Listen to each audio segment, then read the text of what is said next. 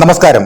പാകിസ്ഥാൻ ഇന്ത്യക്കെതിരെ വെല്ലുവിളി നടത്തുന്നുണ്ട് എങ്കിലും പാക് സൈന്യം നേരിടുന്നത് ഗുരുതര വെല്ലുവിളിയാണെന്നാണ് അവരുടെ ഇന്റേണൽ റിപ്പോർട്ടുകൾ സൂചിപ്പിക്കുന്നത്. പാകിസ്ഥാൻ സൈന്യം നേരിടുന്നത് ആർട്ടിലറി വെടിമരുന്നിന്റെ ഗുരുതരമായ ക്ഷാമമാണ്. അതുകൊണ്ട് തന്നെ അവരുടെ യുദ്ധശേഷിയെ വെറും 4 ദിവസത്തേക്ക് പരിമിതപ്പെടുത്തുന്നു എന്നാണ് റിപ്പോർട്ടുകൾ. യുക്രൈനുമായി അടുത്തിടെ പാകിസ്ഥാൻ നടത്തിയ ആയുധ ഇടപാടുകളാണ് ക്ഷാമത്തിന് കാരണമെന്നും പറയുന്നു.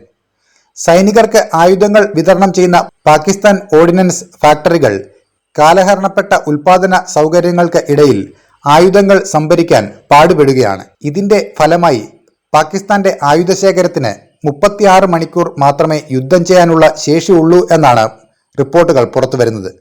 അത് പാക് സൈന്യത്തെ ദുർബലമാക്കുന്നുണ്ട്.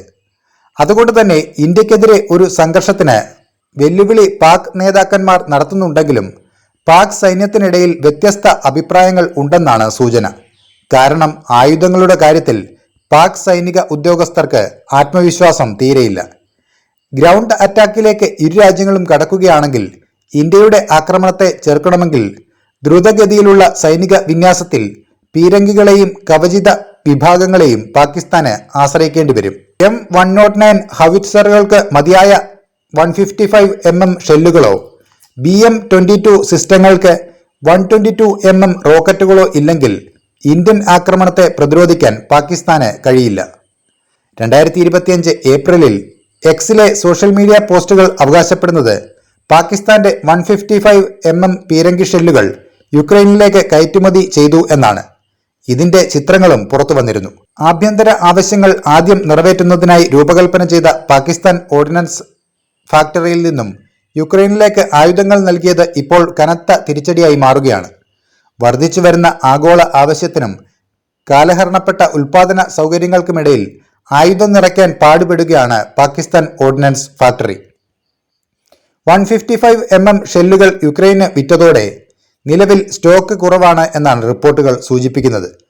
കവചിത യൂണിറ്റുകൾക്ക് മതിയായ വെടിക്കോപ്പുകൾ ഇല്ലാതെ ഇന്ത്യൻ ആക്രമണത്തെ എങ്ങനെ ചെറുക്കും എന്ന ചോദ്യമാണ് ഉയരുന്നത്. നിർണായകമായ വെടിമരുന്നുകളുടെ അഭാവം മൂലം പാകിസ്ഥാൻ സൈനിക ശ്രേണി വലിയ ഭയപ്പാടിൽ ആണെന്നാണ് പറയപ്പെടുന്നത്.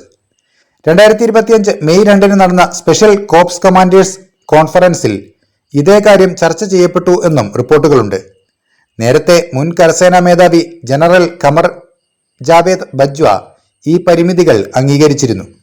ഇന്ത്യയുമായി ഒരു നീണ്ട പോരാട്ടത്തിൽ ഏർപ്പെടാനുള്ള ആയുധങ്ങളും സാമ്പത്തിക ശക്തിയും പാകിസ്ഥാനില്ലെന്ന് ഒരിക്കൽ അയാൾ പറഞ്ഞിരുന്നു.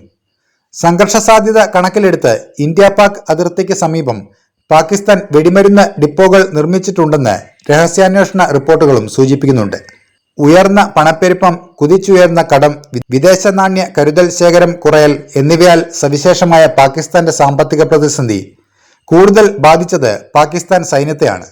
സൈന്യത്തിന്റെ റേഷൻ വെട്ടിക്കുറയ്ക്കാനും സൈനികാഭ്യാസങ്ങൾ താൽക്കാലികമായി നിർത്തിവെക്കാനും ഷെഡ്യൂൾ ചെയ്ത യുദ്ധ അഭ്യാസങ്ങൾ നിർത്താനും പാക് സൈന്യം പലപ്പോഴും നിർബന്ധിതരായി.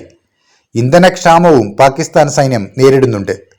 അതേസമയം നമ്മുടെ രാജ്യമാവട്ടെ മോദി സർക്കാർ അധികാരത്തിലെത്തിയ 2014 ശേഷം ആയുധ നിർമ്മാണത്തിൽ വലിയ കുതിച്ചുചാട്ടം നടത്തി എന്ന് മാത്രമല്ല, വിദേശത്തേക്ക് ആയുധങ്ങൾ കയറ്റുമതി ചെയ്തും ശക്തി തെളിയിക്കുകയാണ്.